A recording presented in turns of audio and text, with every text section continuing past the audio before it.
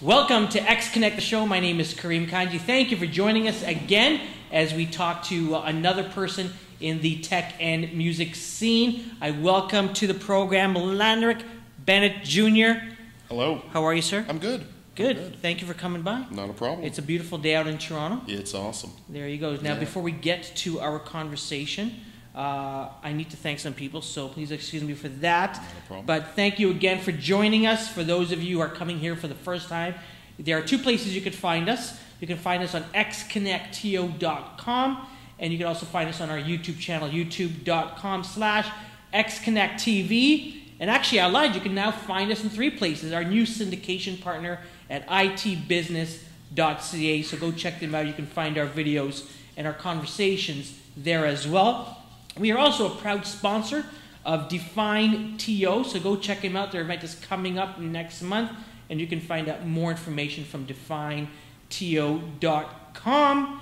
And I need to thank Hearth TV, the producers of Toronto Batman videos, as well as amazing shows like the Sean Ward Show for their studio space, Big Time Design and Communication for all their design and web work for us, as well as Third Ocean, our social media and communications agency. And today's producer is none other than Mr. Sean Ward. And again, Lanrick Bennett Jr. For those of you who don't know, Lanrick has done a ton of things here in Toronto, just on his LinkedIn profile. Let's see, education coordinator at Second City. You've done work at Second City. You've done work for the AIDS Committee of Toronto. Recently, education officer and project manager at the Canadian Songwriters Hall of Fame. And currently, education and outreach at the Toronto Centre for the Arts up in North York. Yeah, wow. That is a mouthful. You've done so much. I try. Yeah, but we're talking about music and technology. Yes. We've had a few conversations already, and we're going to have a couple of more here in Toronto. Right now, as we're taping this, Canadian Music Week is about to start. When this goes live, it'll just be done. But there's going to be conversations around technology, around social media and digital, and what role these new developments have in the music industry. Everything from the creation of music to the distribution of music, and how fans enjoy and consume and share music. I want to ask you right off the top, to catch you off guard. Why not? If you were to outline three things that the music industry needs to do, whether it's bands and artists, or whether it's studios or distributors or producers, what are three things that the music industry needs to do to stay on top in embracing these technologies? It's a good question. First and foremost, there needs to be a better incubator for the artists. There needs to be a better way of protecting them, a better way of curating the music that they're creating. A safe place, a safe haven where they're not feeling like they're getting ripped off or taken advantage of. Okay.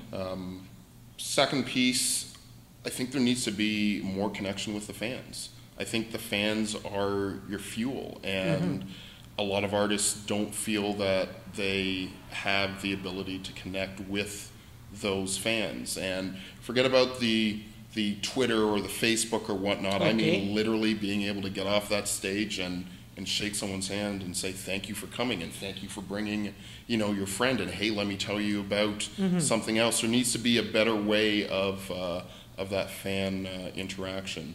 The third piece, I think there just needs to be better access to music.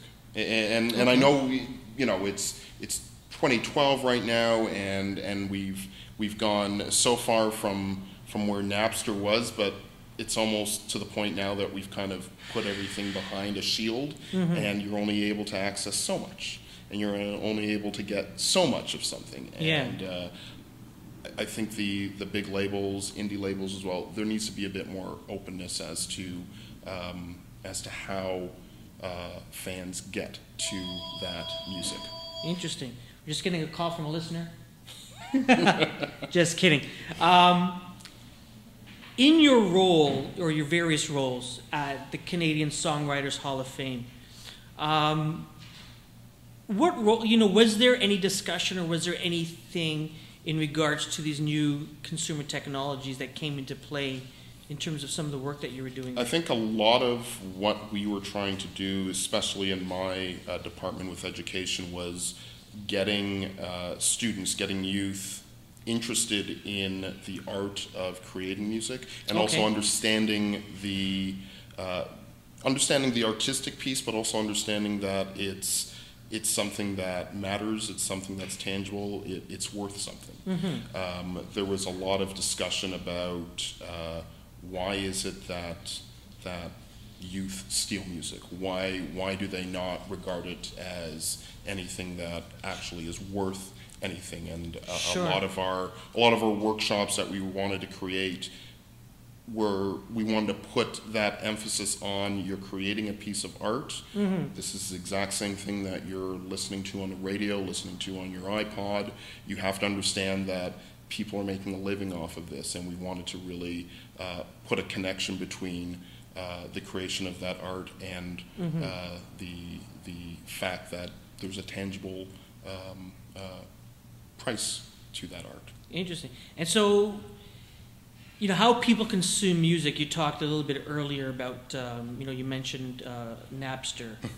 And there are other companies now out there, like your Groove Shark, RDO, our friend Greg Nisbet. That's Mediazoic, Spotify, definitely. I mean, there's no doubt that there is a way for people to get music. I think, and I'm looking at it totally as a fan right now. If I'm listening to, say, Mother, group from Vancouver, fantastic group, and I want a bit more than just the 3 albums that are out there. There's no way for me to kind of be able to get anything more.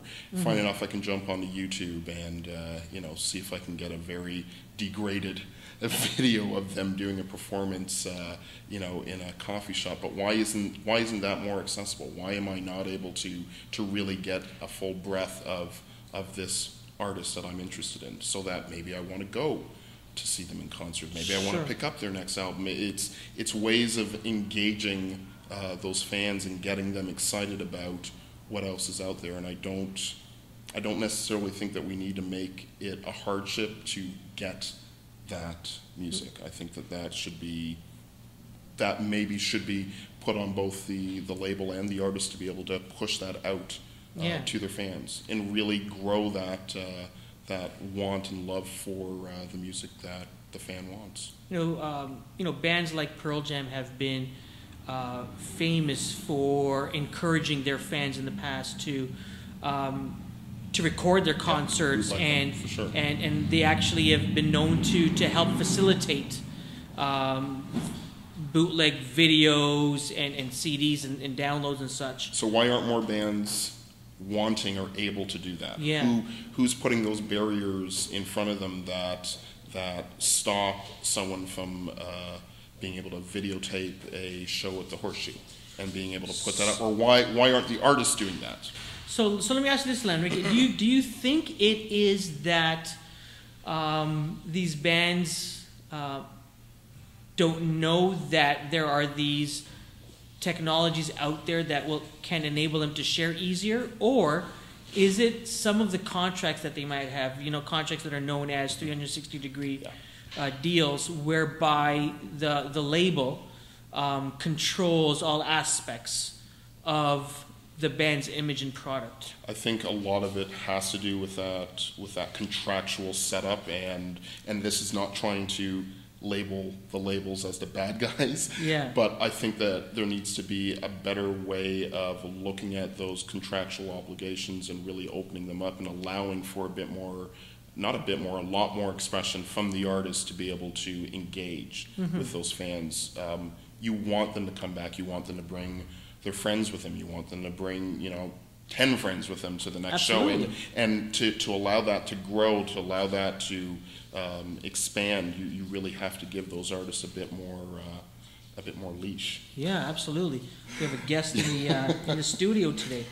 Let's talk a little bit about what you were doing at the Canadian Songwriters Hall of Fame. Why don't you talk a little bit about, I know you were the education manager, and the last thing that you did there was both communications and education. Yep. So when I started with the Canadian Songwriters Hall of Fame, they had already been doing annual galas that would be celebrating Canadian artists, songwriters specifically. Yeah. Actually, before you go into exactly what you were doing, just so people understand, what is the Songwriters Hall of Fame, Canadian Songwriters Hall of Fame? What's their mandate? And then we'll talk about what you were doing. Sure. Their mandate is to educate Canadians and educate them on the legacy of song. Okay. It's blissfully obvious that many Canadians are ignorant to the dynamic worth and the dynamic piece of what Canadian songwriters have really put into play throughout the world, and our songwriters are amazing. From a Joni Mitchell to a Gordon Lightfoot, you're looking at songs that have been created that are timeless, and the Songwriters Hall of Fame was put together, created to help keep those stories, those memories, and that music alive, and allow Canadians to explore and get a better feel for what Canadians have produced. Nice. A lot of Canadian. Yeah. But no, essentially it's so that people don't forget, and that people can really celebrate the success of Canadian songwriters, and they are amazing. We've got a small country, 30 some odd million people, and we've got #1 hits around the world, and all from Canadians, and I think that's pretty special. Fantastic. Yeah. Now, in terms of what your role there was, let's get into that. So, as the education officer there, my role was to help bring a lot of the knowledge base of what the songwriters were and bring that to schools. So we created a partnership with the Toronto District School Board to bring songwriting as a craft into schools. Wow. Not just working with a music class, but bringing in a grade 11 English class, or a grade 7 history class, or social studies class. Any way of engaging those students in the art form of creating music, teaming up with Toronto-based songwriters and bringing them into the classrooms to work with those students. Now you've got, I remember coming to one of your events that had the lead singer of Blue Rodeo. And that was the If You Can Read My Mind series. Yes, yeah. So the basis for that was to bring 2 to 3 different Canadian songwriters on stage and allow them to talk about their craft, talk about their songs, and give meaning behind why they wrote what they wrote, and maybe what it was all about. And some of the stories are enlightening, some of them very funny, some of them are dark, but there's meaning behind every song that's written, and those series really brought out a bit more of what I think the fan wants to hear. You can read the liner notes, you can read the reviews, but isn't it cool when you hear from the artist why they wrote what they wrote? Interesting. I'd be curious if I don't know if you ever had Neil Young. No. Because there's a lot of darkness there. There's a lot of darkness in him. A lot of '60s hippie and other things. But you know what? That series in itself is a way that I think artists should be a bit more open with what they do, and draw in those fans as well. So when it comes to teaching a craft like songwriting, just for that one event that I came to, there were 2, Ian Tyson was there as well. And so there's 2 very different ways that they approached writing a song. Right. Someone, just wrote lyrics, and another one needed to be isolated in his cabinet and strum on a guitar. Right. Other people need to be high or something, right? And so how would you approach songwriting? Or how did you approach teaching? We approached it as the fact that these songwriters are experts only in their own sphere. So they would be able to pass down the ways that they put together music, and we would work with the students' teachers in creating a curriculum base. So you'd start off with brainstorming. You start off with talking about different events of the day, reading a newspaper, any way that we could generate ideas, and then from there breaking down the lyrics and breaking down the meanings of what it is that you want to put from pen to paper. So nothing that was too mind-blowing, but enough that allowed those students to feel that they were in control of what it was that they were writing. Yeah. You know, there's a couple of examples we can look at in recent past about various new technology platforms that have enabled to bring light upon Canadian artists. Arguably, Canada's currently most successful musical expert could arguably be Justin Bieber. Sure. And the story goes that he was quote unquote discovered on YouTube. That's right. Yeah. And you also have Arcade Fire, and their music is just amazing. But their embrace of HTML5 and Chrome technologies and what they did with their most recent project when they released The Suburbs.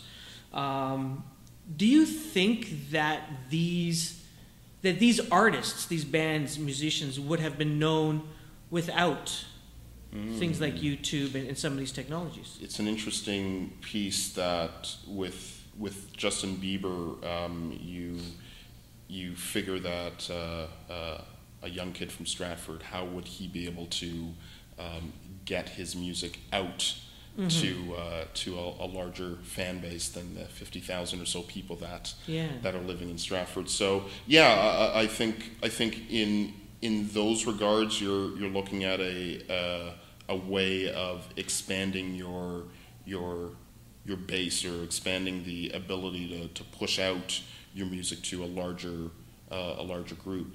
There's no winning formula. Technology isn't going to be a slam dunk. It's going to work. There needs to be some talent behind that as well. But it definitely helps to broaden your ability to push out your music.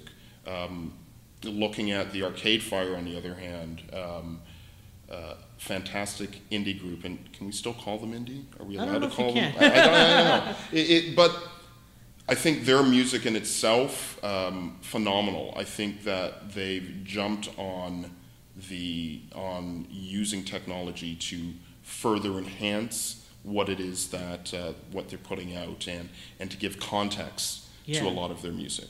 Yeah, absolutely. I just remember walking this weekend, beautiful weather we had in Toronto, out in the quote-unquote suburbs. And I go, this is what Arcade Fire was talking about. Well, and jumping onto the suburbs and being able to put in your address. And I put in the address of where I used to live in Toronto when I was a kid. And to watch the entire episode just bring itself right to your home. Right to my home. And it was pretty amazing. It is, and I guess taking that visual component of the experience to another level. You had back in the '80s, Michael Jackson with his long form videos, and now it's coming back though. It is, and it's coming back even bigger and longer. I mean, you look at an artist like Lady Gaga, and you're talking about 9-10 minutes of. It's a movie. It's a mini movie. Kanye West, same thing, where he did do a movie, almost 30 minutes. Yeah. But that long form allows for the artist to again tell that story and give some texture and give some context to what they're putting out there. True. Now so you've since left the quote unquote music industry, gone into more of the arts and education industry.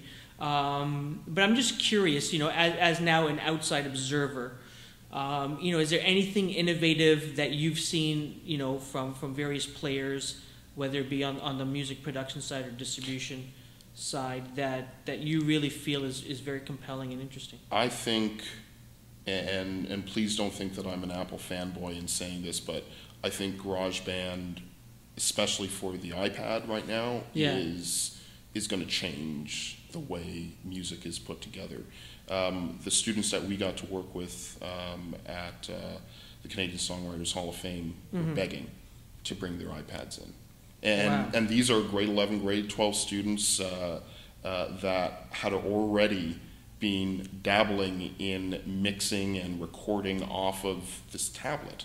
And I think that really opens up the vault when it comes to being able to self-produce and experiment. And I think that's a big thing right now in music, is experimenting and being able to have a small cost piece to be able to do that. I think is blowing minds. Interesting. I really like the Kickstarter projects that are going on right now, where you're able to use the fans' money to help produce your next album, or to help go on tour. There's a lot of crowdsourcing pieces where you really do get your fans engaged, and they take ownership of what it is that you're producing. I think the advent of that tablet and that ability to produce and create things on the fly, and also the crowd mentality of allowing them a piece of that artist. I think those two pieces alone are pushing the boundaries of having technology be right there to help those artists along. Interesting. To wrap up, just we're in the midst of South by Southwest. Recently ended. We are in the midst of the Canadian Music Week, and later on in the summer, we're going to have North by Northeast out of Montreal. They got Montreal Pop and Halifax Pop after that. Halifax Pop and stuff all over the country in North America. Festivals, conferences around music and the issues and stuff.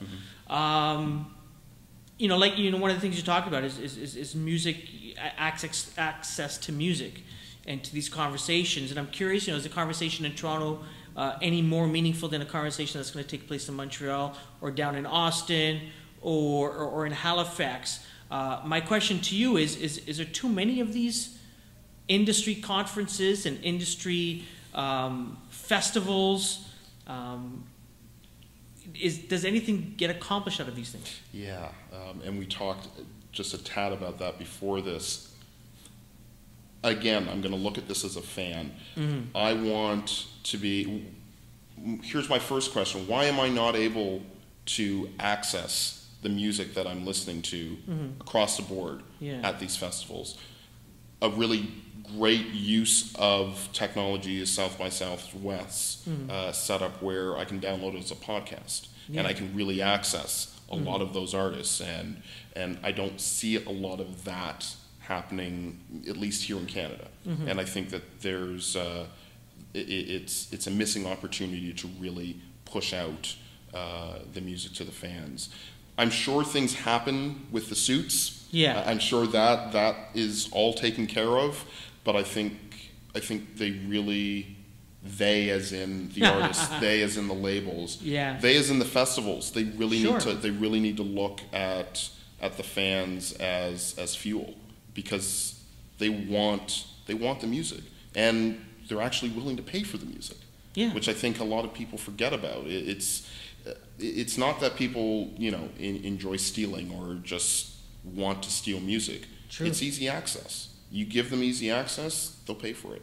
Absolutely, totally agree. Lanrick, thank you so much. Thank you for coming by. Really, really appreciate it. Again, Lanrick Bennett Jr. You can find him up near North York City Centre. At the Toronto Centre for the Arts. And again, thank you for everyone who helped to make this possible. Again, thanks to Hearth TV, Big Time Design and Communication, Third Ocean, thanks to our friends at itbusiness.ca. Thank you to Sean Ward, Mr. Producer Extraordinaire. And again, please make sure that you check out defineto.com. Be the exception, not the rule. My name is Kareem Kanji. Thank you for watching this episode of X Connect TO. We'll talk to you soon.